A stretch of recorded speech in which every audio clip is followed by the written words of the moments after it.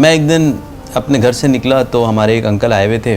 میں ان کے ساتھ ہی جب باہر جانے لگا تو انہوں نے کہا کہ بھائی گاڑی کیوں لے رہے ہو, پیچھے چلتے ہیں, مختلف دکانیں کھلی ہوئی ہیں, کریانے والے جن کو آپ کہتے ہیں, یا جو چھوٹی چھوٹی شاپس آپ کے گلی محلوں کے اندر ہوتی ہیں, اور جہاں سے پہلے اوبیسلی سودا سلف وہیں سے ہی آیا کرتا تھا. یہ تو اب سپر اسٹورز اور ہائپر مارکیٹس کھل گئی ہیں.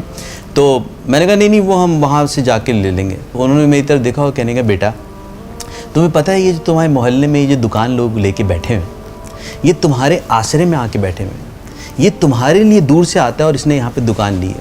اگر تم یہ محلہ چھوڑ کے جاؤ گے باہر ہائپر مارکیٹس میں تو ان بیچاروں کی روزی کیسے چلے گی؟ جس طرح سے تمہارے پڑوسی کا حق ہے نا تمہارے اوپر, اسی طرح اس محلے کی دکان والے کا تمہارے اوپر حق ہے. تم جو ضروری چیزیں نا تم اس سے لیا کرو, الا یہ کہ کوئی بہت امپورٹنٹ چیز ہے جو کہ اس کے اوپر نہیں ہے وہ آپ جا کے لے لیں. آپ یقین جانیں اس دن انہوں نے جو مجھے سوچ کا پیراڈائم دیا میں ہل کے رہ گیا. اچھا اسی طرح ایک بڑی امپورٹنٹ بات, محلے میں آپ مسجد سے باہر نکلتے ہیں, ٹھیلے والے کھڑے ہوتے ہیں, پھل والے, ہم ان کو چھوڑ کے کہیں اور جا رہے ہوتے ہیں.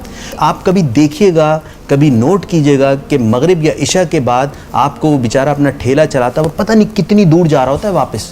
کیوں؟ کیونکہ وہ آپ کی طرح آپ کے گھر سے اتر کے اس محلے میں نہیں آتا, وہ بہت دور سے آتا ہے.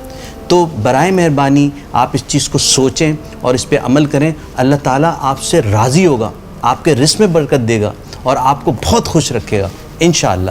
زندگی باقی تو بات باقی, انشاءاللہ سلسلہ جاری رہے گا. السلام علیکم ورحمۃ اللہ.